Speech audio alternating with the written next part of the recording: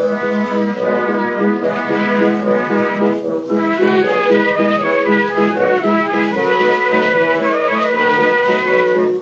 to Loremen, a podcast about local legends and obscure curiosities from days of yore, with me, James Shakeshaft. And me, Alasdair Beckett-King. And a Deputy Loreperson this week. Yes, a Deputy Loreperson. Chris Cantrill. Yeah, and I think the troublesome, recalcitrant Cantrill of episodes gone by is a thing of the past. And now we finally meet a kinder, more conciliatory Chris Cantrill. Oh, I think Alasdair's had a bump on the head.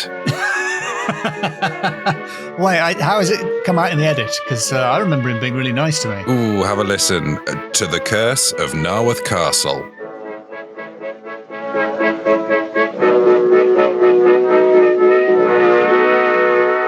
Alasdair, psst. Hello, James.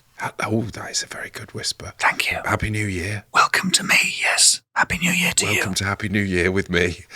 We've got a guest. That's why I'm whispering, as ever. We're whispering so as not to alert the guest, so as not to alarm them. Yes, with this one, we don't want to startle them, because we're kicking off 2024 with a bang, with a guest Deputy Loreperson, Chris Cantrill. Radio 4's own Chris Cantrill. Off of Radio 4? Off of Radio 4, off of... The fourth best radio. Yes. That is not my opinion, actually. Hi, Chris. Oh, there you are, guys. It's a pleasure to be back. How are you doing? I'm very well, thanks. How are you? Yeah, thank you for a very nice intro, but want you guys both to know I haven't changed, but... In my head, I thought my days of going on Loremen are behind me now. I don't need to do that anymore. But enough is enough. I don't think I get enough respect from you two as hosts. So why, Chris, have you come crawling back?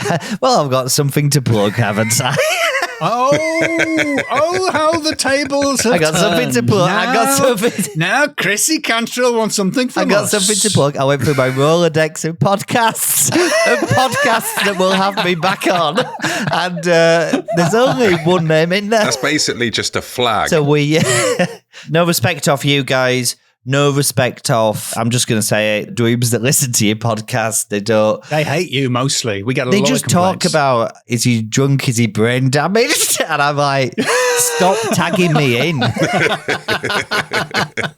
don't want to stop inviting me to join the Discord. Chris, the elephant in the room is your new Radio 4 series. I say yours, it's mainly Amy's. The Delightful Sausages new show. I mean, I thought, should we save it till the end or should we just go into it now and then I'll wrap it? I wouldn't assume everyone's going to still be listening then, so if you want to get a plug in. Yeah. No, that's fair. Get it in before they throw their headphones away in disgust. Okay, so the reason that I've done a lot of historical research today is because on the 23rd of January, Tuesday at 11 p.m. on BBC Radio 4, I and my good friend Amy Gledhill are releasing our new radio show, which is called Icklewick FM. And it's an improvised sitcom set in a regional. It's meant to be that place in the corner of a map, when you can't really see it, and when you look at it, you lose it. It's a regional post-industrial Everytown, and me and my friend Amy are the hosts of a local community radio station,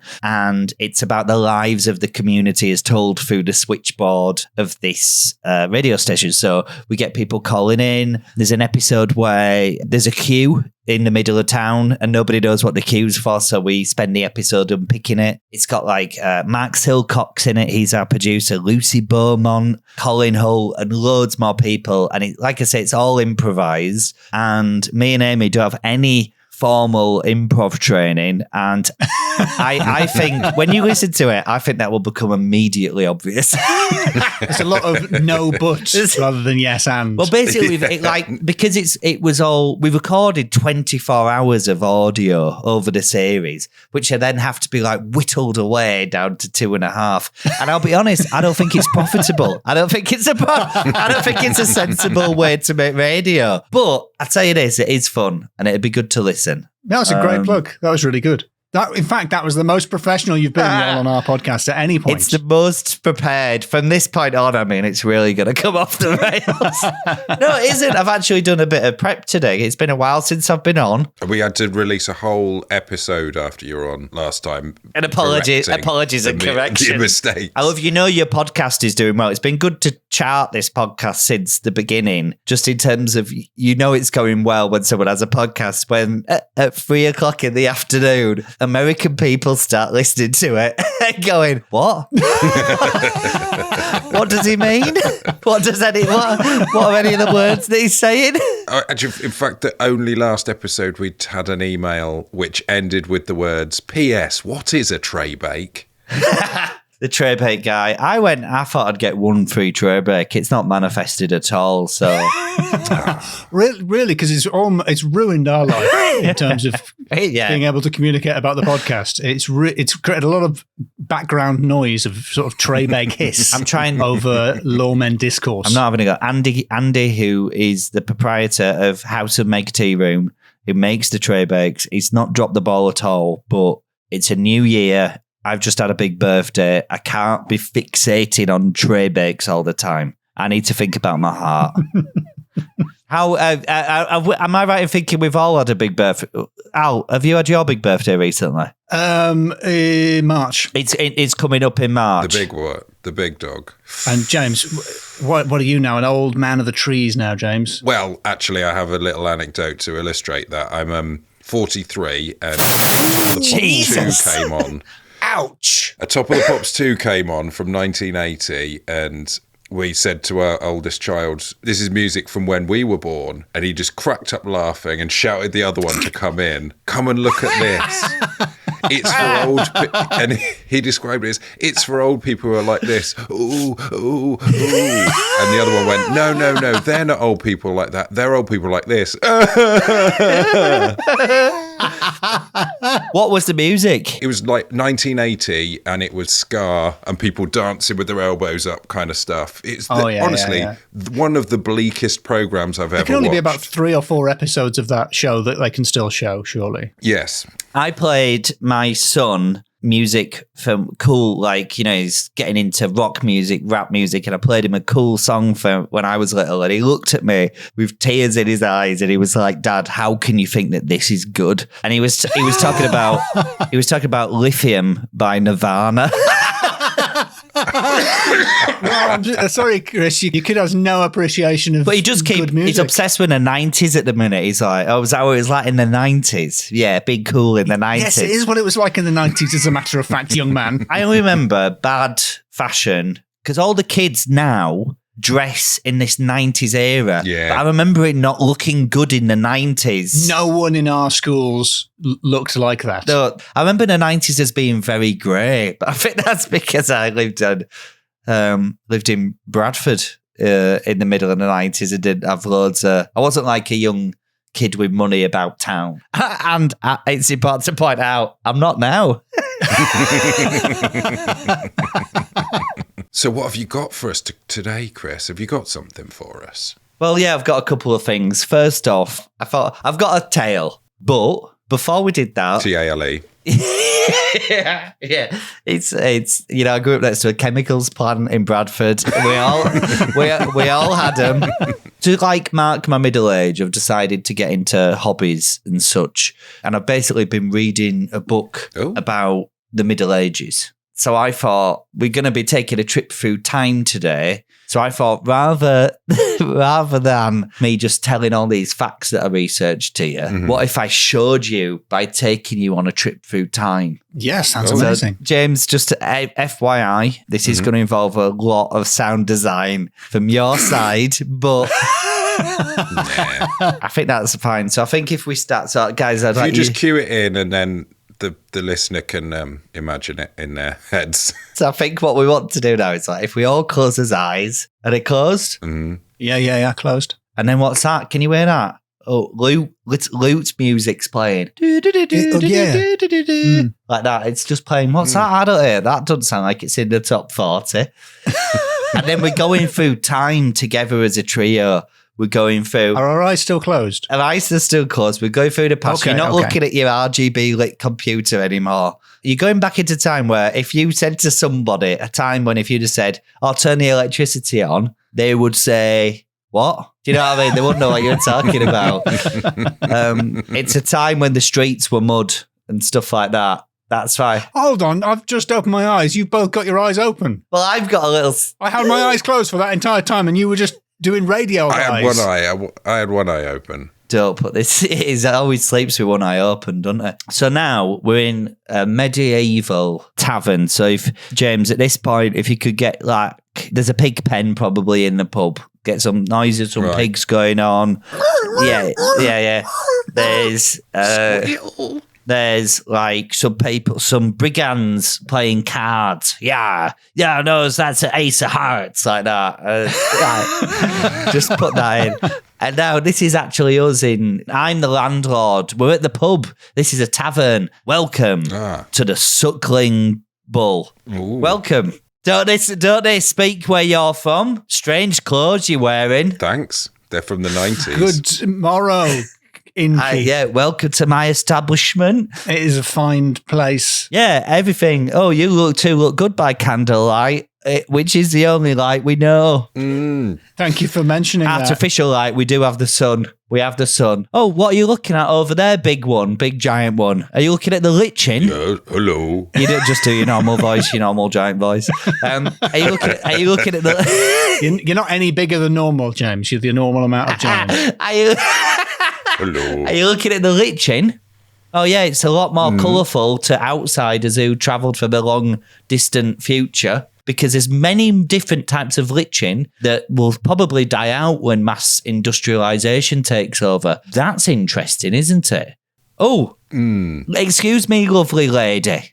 Is that me? Is Is that Alice? Oh, it's just your delicate cheekbones and the sleeves you're wearing. Although they're all the long sleeves and pointy shoes, they're all the rage in Europe. But over here, it's still a bit sort of nonsense that we'd say. What would you both like to drink? How many ales or meads will one groat get me? I'll get you half a mead and 2 pints. And Al, Great. Just bear in mind, this is a long way before just having half a little thimble of vermouth once a year on New Year's Eve has been invented. So you'll have to have a pint. Do I have to have beer? Because I would normally have water. You can have ladies' mate. You can't drink the water. If you want to die of dysentery. Okay, I'll have a small beer. Session ale. That's fine. Like, What is it? He'll have a small beer. That's, the tiniest available beer. So please. now do the sound design and the pour in the drinks. No. Put it in digitally and probably have a jester in the background at this point. Glug. Welcome. It's delicious. Now, you two. Oh, it turns out you don't have any money. So now you have to work in the pub. So James, the big one, you could probably work back in the barn in a small holding, helping the bullock into the heifer. Classic pub stuff. And Al, we would probably have to sell you to a fiddly Franciscan abbot or something. All right, yeah. That sounds fairly name of the rose. I can live with that. Now, before we do that, take a seat around this table. That's my wife. Don't look at her. She's got a lot going on. It's lock-in time, and it's time for me to tell ye a tale. And this is the tale of the very cold boy. Oh. All right. Is it a cold lad? Is it spelt C-A-U-L-D? Yeah, that era of cold. Ghost lad, very cold. Oh, was he killed by his uncle? Yes, he was killed by his uncle. Oh. I think we're in big trouble here. Is it the cold lad of Hilton? Have you heard of the Radio 4 presenter, and he's also got a TV show, Danny Robbins? No. Well, I shouldn't say no. Yeah, I have. I'm his biggest fan.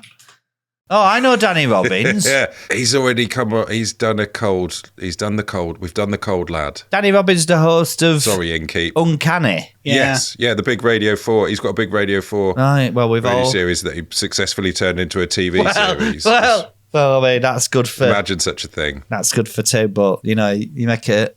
Yeah, well, good for him, so he's stolen my idea, has he? Well, how about this? I've got a backup story. I don't listen to this. I've got I do. All the time. I've got a backup story. It is. Have you guys ever heard the tale of the White Lady of Naworth Castle? No. Actually. I don't think so. It's Naworth Castle. This is a true story. This actually happened. You can look it up. What's the castle? It's Naworth. It's Naworth Castle up by me. Naworth. Yeah, Naworth. I've got my friend of the show, Britain's Haunted Castles by Mark Alexander here. I'll look it up. Mark Alexander of Haunted Inns fame and that book that you were talking about that time. So, let me tell you about Naworth Castle. Cumbria or Northumberland, one of them. There's close enough. It's an ancient castle that is steeped in history. So this castle has been on this site since around the 1330s, yeah? Although the modern castle as it stands today is meant to date back to 1585. The only thing I want to say about that is, did you know about the mass livestock breeding campaign in the 1600s? This was in my medieval book too. Apparently, 1300s, cows and sheep and stuff would have been noticeably smaller than they are today, because in the 1600s, there was a breeding campaign to breed giant farm animals. Hello. Is that what happened with James? Yeah, they're imagine they were You go back to the 1300s. Shake shafts were tiny back in those days, scurrying around your ankles like hobbits. You could fit 2 in your pocket. Just pop in the market, pick up a few shake shafts. Come back with them under your arm, like baguettes in Paris. But then there was a legion of shake shaft, and they realised they've got these high aggression, high strength, low intelligence, and they're we need to put an end to this bloodline. Have to introduce a fleet of Cantrills to thin out the numbers of shake shafts. Unlike the introduction of the bullfrog to Australia, it has backfired terribly. Yes, it has. Now, very little of Bradford is habitable now. It's riddled. It's absolutely riddled. Do you know what? Stuff about the Middle Ages, just going to keep coming back to it. I'm enjoying this book. I can't remember, it's Ian Mortimer, Time Traveller's Guide to 1300s. So it's written as if you, as a modern day person, are going on holiday in the Middle Ages. So it's where would you eat? Where would you stay?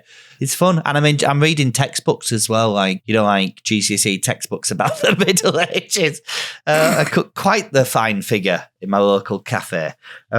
This castle, Naworth Castle, it was known as one of the Lions of the North, which is a leading example of a border fortress, to keep the Scots out. Or the English in, we don't know. Enough said on that. I live near Scotland now. I don't want to get brought into it or anything like that. So if you are listening to this and you're Scottish, well done for figuring out how to use your phone.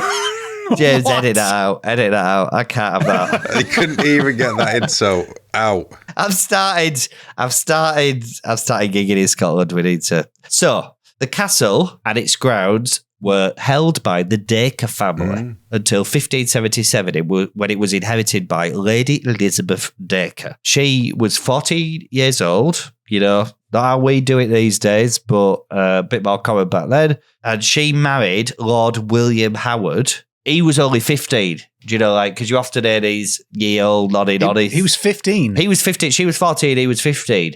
Oh, I thought you said she was 40. No. She's 40. So these are 2 kids getting married where they're teenagers, right? Sorry, I thought a 40-year-old woman married a 15-year-old kid, and you were saying that's fine. But you often hear these stories she was, hey, nonny, but 12, and he was 69 or something like that. And you're get in the bin. It's like listening to any album from the 1960s. Yeah. Be hey, I just edit the words adult woman into the lyrics as I'm listening to it.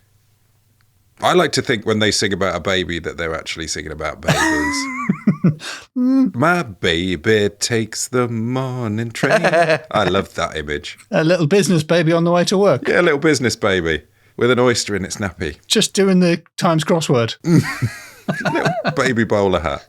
Lord William Howard eventually becomes known as Belted Will. Wow, belts must have been a rarity in those days if it could become your nickname. Well, I think it was connected to, there was a poem by Sir Walter Scott, known figure in the area, And it goes like thus.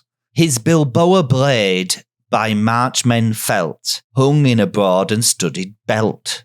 Hence, in rude phrase, the bordered still, call noble Howard, belted Will. It does rhyme, but I don't really understand most of the words in it. So has he got a studded belt? What does that mean? A belt with studs on it? Yeah, it sounds strange, doesn't it? Perhaps. But this tale, that's like a preamble. That does become important later. But this tale happens years before Belted Will's reign as Scott Smasher extraordinaire. And it's all about a legend that is credited to Naworth Castle. And it's about... And I just want to say at the top of this, there are some opinions and attitudes in this story that we, like a content warning, we would not condone or agree with, but we're going to display as factually accurate now, as it were, in the time. Cowardly of you, Chris. Cowardly of you to bracket That's that been up. on radio. That's been Shameful. on Radio 4 for you, isn't it? I've got something to lose. Just bear in mind, these are not my opinions. These came up during my research. It did happen. This is true. This is history. It's not factual folklore. So Lord Dacre, bit of a lad about town. This is in a time as well before being a lad was illegal. Do you know what I mean? This is like... this is going to become immediately obvious that he's a proper lad. So Lord Dacre of Naworth had an affair with a beautiful girl who unfortunately was common. She was low-born. Uh-oh. I don't know why, but apparently for some reason, Lord Dacre forgot to mention his aristocratic background and accidentally told her that he was a peasant and his name was Bogfried. Unaware of his lofty status, she gladly hopped aboard and quite quickly found herself coming down with a serial case of the prego. So he's also accidentally, in the moment of, like the devil's expulsion, he's promised he would marry her as well. And I think she's a villain. But do you know, like the medieval concept of a villain? I don't really understand what it is, but it's like they like basically belong to the lords of the manor, don't they? Is it like a serf? Yeah, I think so. But you had free men and you had villains, and everyone sort of worked for the lord of the manor. But some people, like, you had to basically get yourself out of servitude, I think. So this is a bad situation. Eventually, he ended up revealing his true identity to her, that he was actually a powerful lord. And so because of that, he obviously couldn't marry a stew-supping labourer. And besides, he was already betrothed to a woman befitting of his station, who could have been like an Austrian queen called Glenaris Basselflack the Fourth. Sorry, can it just be clear? Did you say could have been and then made up a name? just so I can understand what happened there. All I know, like, this was the bit of the story where I thought we could do with a bit of something. So she was heartbroken, understandably so. She'd been lied to, and she was pregnant. And she gave birth to their son, who technically would have been a bastard birth. They would have said it, bleep it if you want, but it's how it would have been. And then in despair and anguish, she drowned herself in a stream by the castle. He didn't know about this, did he? So the next morning, the Lord Dacre took his new wife, as we can all remember, is the Austrian Queen Glenaris Basselflack the Fourth. Yeah, it could have been. So he went out, he said, I'm just going to show you around, show you my ends. This is the stream. Oh, what's that? There's a dead girl in it. And they also find her mother, who's been out looking for her all night as she didn't come home, and seeing the Lord with his new German wife, Austrian. Yeah, there is a difference. His Austrian wife, Glenaris. So he's king of Austria now. But if you start prodding holes in everything that I say, then pretty soon we're wasting everybody's time. The mother blames Lord Dacre, somewhat unfairly, in my opinion. The mother, as well, is like, looks, wearing a shawl, warts, milky, dead eye, black teeth, and Lord Dacre's probably thinking, dodged a bullet there. Blaming Lord Dacre for the death of her daughter, the mother cried out a curse. Oh, cursed be the cruel hand that wrought this hour to me. May evil grim I follow him until the day D. D is spelled D-double-E. You know what I think they're trying to get at, but... Is this in the local dialect? Yeah, so it'd be like, I'm not going to do the accent. Oh, you're reining it in for this one. My son's mean, and he's always like... He started turning to... It sounded like a Geordie to me, but it's like a little Cumbrian, Northumberland style. He's like, oh, Dad, just says man all the time. Oh, man. Literally. Says that, and I was like... Fair enough. Good luck to you, Like a little Anton Deck. Like a little Anton Deck, yeah. There are a number of our listeners that are still convinced that Anton Deck is one person called Anton Deck. Yeah. He's a judge on Strictly. Yeah, he's an Austrian king. So Lord Dacre don't care. Do you know what I mean? Some old crone lady shouting stuff at him in street. I'm guessing if you're an aristocratic lord around that time, you're not bothered. So he takes his new wife off. He said, I'm going to show you the cuisine. Takes her to equivalent ye old Pizza Express. Didn't think out of it, but before he could finish his merry old doughballs, dead. Oh, really? That quickly? Yeah, thereabouts. It's not... It's quite vague about years and timelines. But like I did, like if it's really quick after, there's a bit of drama there, isn't there? So 3 years after he died, 1577, as well, this is the only time in the account where a date comes in and you're like, oh, so you can backwards engineer it from there. How strange that you leave the dates out until that point. Anyway, years after he died, 1577, 3 years, his only legitimate male heir died. Little boy. Falling off his rocking horse, which is as brutal as it is kind of funny. Yeah, it's one of those ones where if you've had children, obviously that's that's horrible. But if like me, you're childless, it's quite amusing to be thrown by a rocking horse. Yeah, it's like when the kid comes off the horse in Gone with the Wind. Have you seen that? No, I've not. It's the funniest scene in cinema history. It's the funniest scene in cinema history. Kid straight off a horse. Woo! Incredible. Incredibly hilarious. Is it like when that snake bit that man on telly that time? Is it one of them? I don't know what you mean. One of them fail videos that happened in the 90s. Oh, when they slipped on the poo, when they slipped on the elephant poo on Blue Peter. I think that's the family wholesome one. Or the woman's treading grapes and she falls out the barrel.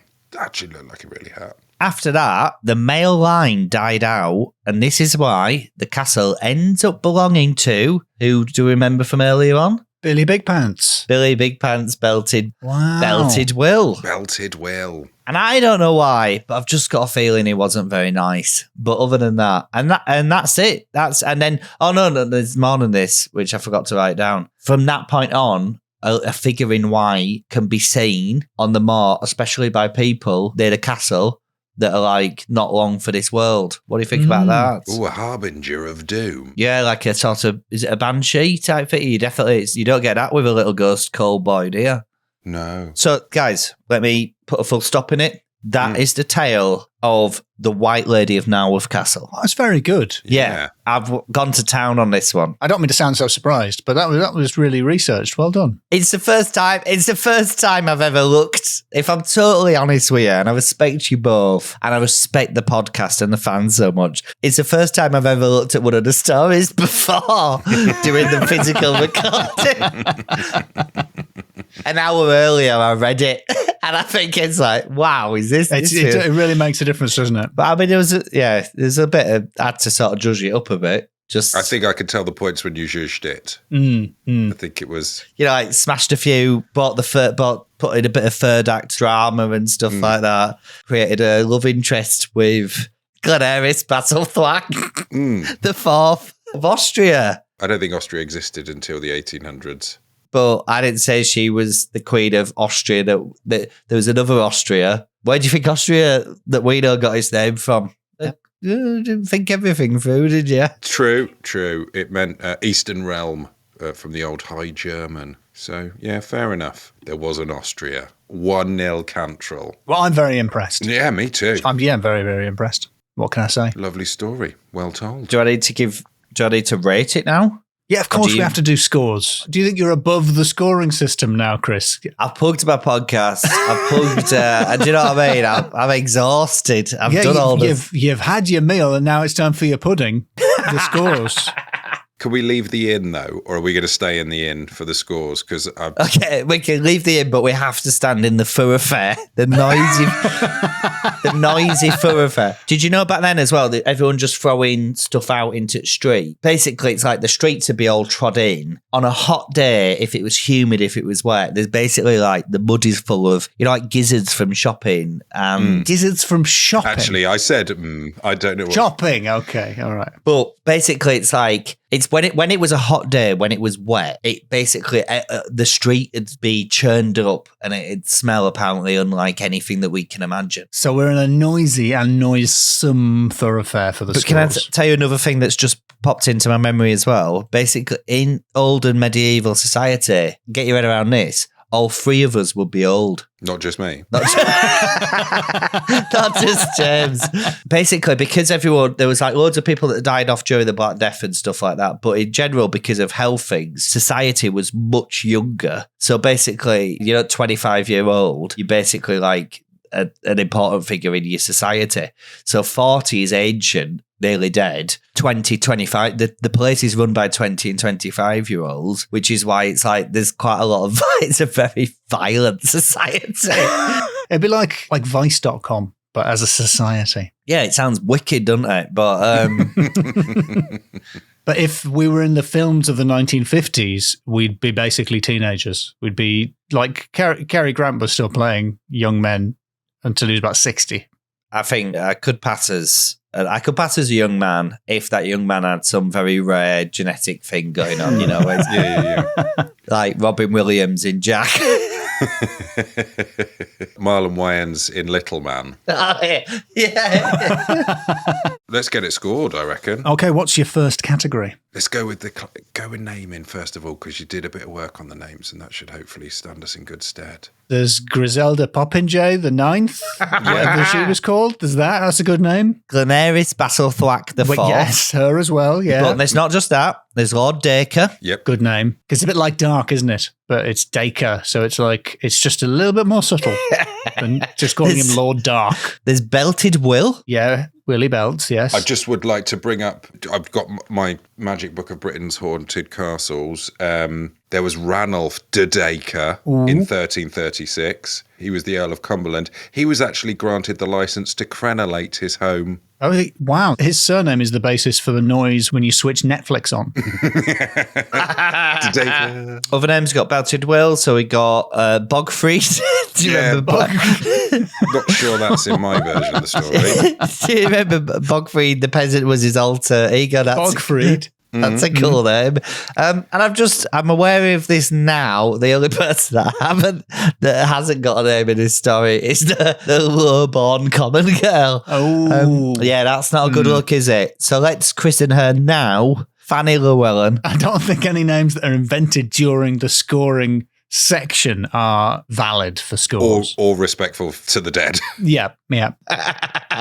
Even without that basic human dignity, a raft of names there. No, I think it's a 4 out of 5, I think, just for Belted Will. Yes. Belted Will. He had a Bilbao blade.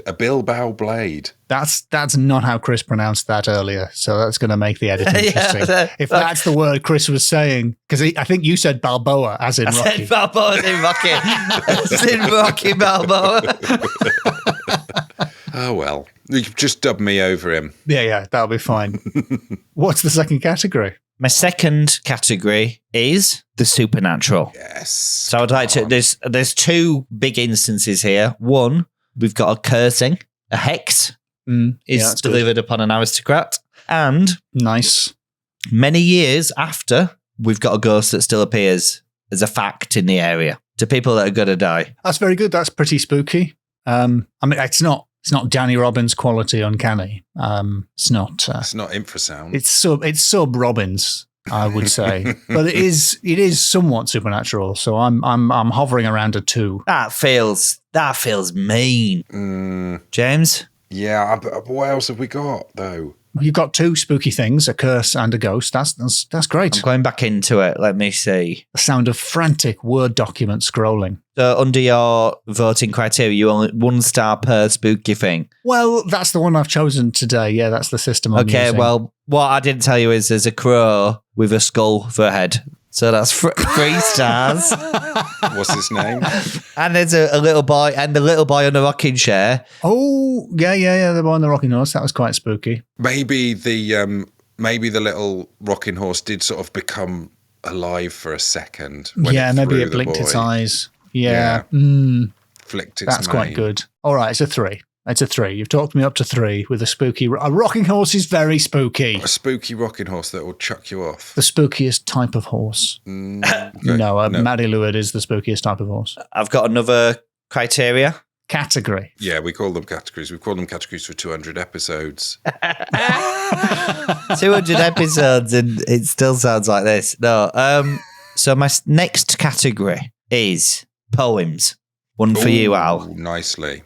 Okay. Yes. Well, there was that one about Rocky Balboa. Sir Walter Scott. Okay. Yes, the Sir Walter Scott. Mm. And then the other poem. And what was the other poem? It was kind of it was the curse poem. The curse. Oh, curse be the cruel hand. And for that one, when I did the first poem, my confidence wasn't really there, but the second one, I really sort of belted it out. I put a little voice in and stuff. As an audition piece, that was really good for Crone 1. The problem is, Chris, if you listen to the show, you'd realise the trap you have wandered into. The category is poems, and how many poems are there? No, sorry, I said the quality, quality of poems. That's the category. What we should have done, we should have gone with couplets, because there's at least 4 rhyming couplets in this. But what if I said to you that if you don't give me a good score, I'm just going to delete the recording and not be part of it anymore? All right, it's 5 out of 5. Yeah, well done. 5 out of 5 all the way. Or something. All the way. 5 out of 5. Next category. Brilliant. Good that we're all like being strong-armed like this. Finally on the same page. Final category. Completely unnecessary and definitely not requested. Preamble in a medieval tavern. Yeah. It's a strong 5 for a completely unnecessary and not requested preamble in a medieval tavern. Congratulations, Chris. Thank you. This is the highest score I've ever had on the show. It's somewhat higher than it should have been. But now, as any bully knows, I know that you respond, you cave under pressure. So I'll be back. Should not have negotiated. I'll be back, and next time I'll make James cry. Well, thank you very much for elbowing your way onto the podcast, Chris. Good luck with the series. I just want to say, if this is actually the 200th episode, well done, boys. What a milestone. You've really taken this from not nowhere, but, I've known you both for a long time. I've been chatting the progress, and you've both done so well, and I'm very proud of you, and thank you for having me on. Thanks, Chris.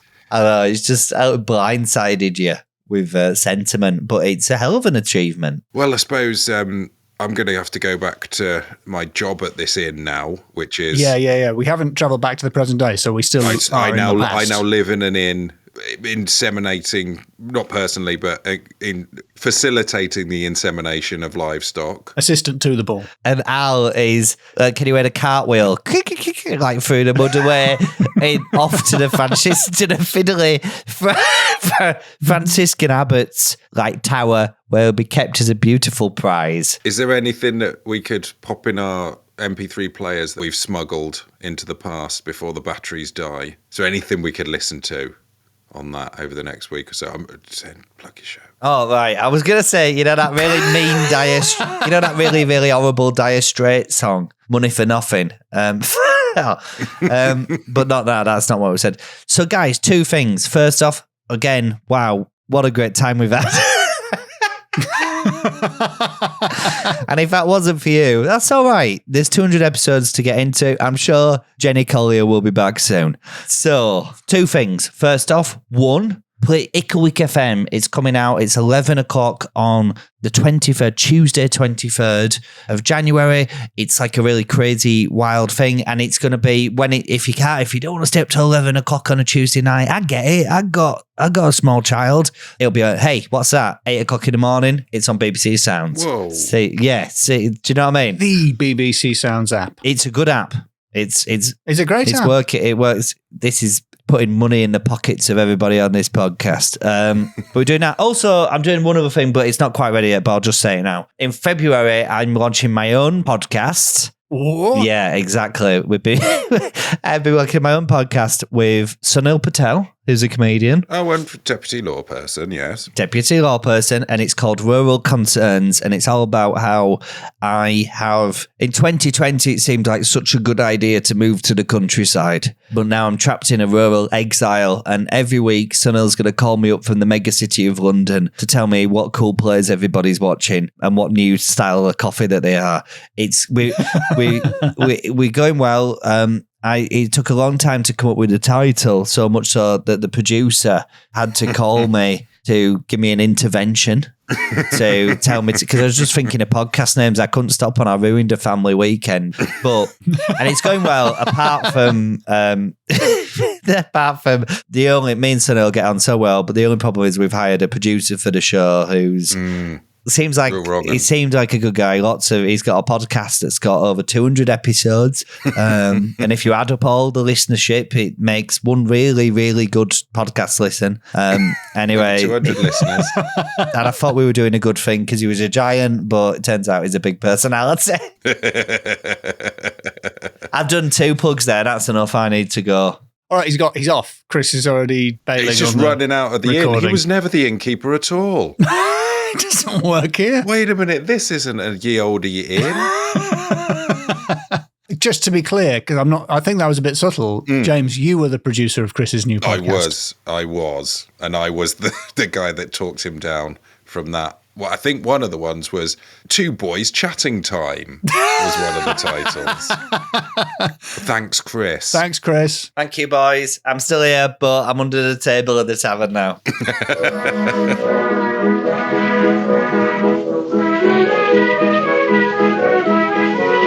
So, yeah, no change there with Chris. No change. He's the same old Chris. Well, you have been listening to Loremen with me, Alasdair Beckett-King. Me, James Shakeshaft. Guest Deputy Loreperson, Chris Cantrill. And... it was audio edited by Joseph Burrows. Thank you, Joseph. Really thank you, especially for this episode. Because I could not have listened to Chris again.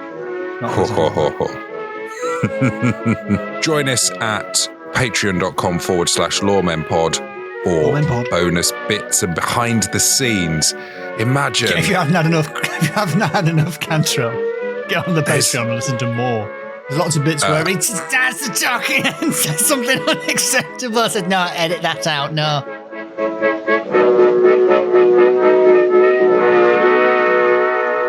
There was a poem by Sir Walter Scott, known figure in the area, and it goes like thus. His Bilbow blade by marchmen felt, hung in a broad and studded belt. It does rhyme, but I don't really understand most of the words in it.